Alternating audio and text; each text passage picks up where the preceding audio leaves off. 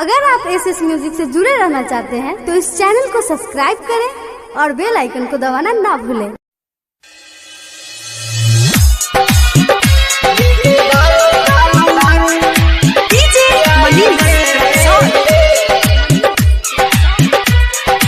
Music by Prakash Chandravanshi. हंस के हंसा के हमके रोआ के पागल बनाई के चल गई छोड़ी मुहुआ मोड़ी हमके रोआई के। हंस के हंसा के हमके रोआ के पागल बनाई के चल गई छोड़ी मुहुआ मोड़ी हमके रोआई के। दिल के दारू पियाई ले ऊपर से चिखाना चिखाई ले। दिल के दारू पियाई ले ऊपर से चिखाना चिखाई ले।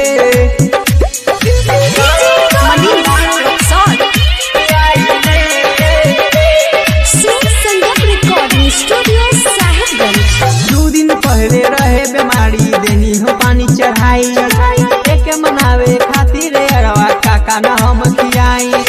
दो दिन पहले रहे बीमारी देनी हो पानी चढ़ाई एक मनावे खातिर अरवा काका न हम खियाई। कहीं दुख सही के करो से ना बताई ले।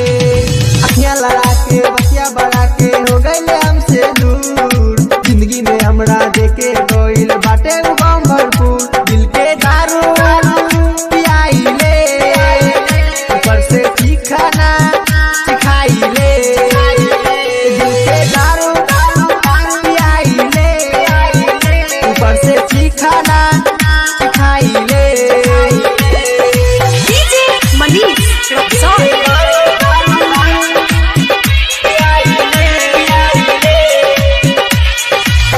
के पोती कहतारे रोई के सुनो बात छोड़ देले बिया देख निरहु के साथ।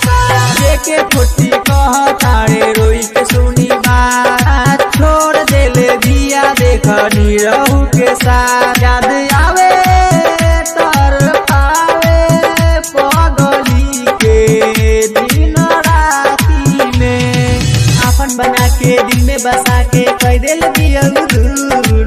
कहाँ बताए कहाँ सुनाए बानी बड़ी मजबूर। दिल के दारू पियाई ले ऊपर से चिखाना चिखाई ले।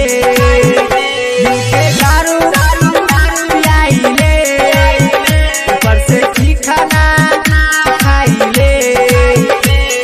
Contact number 73526764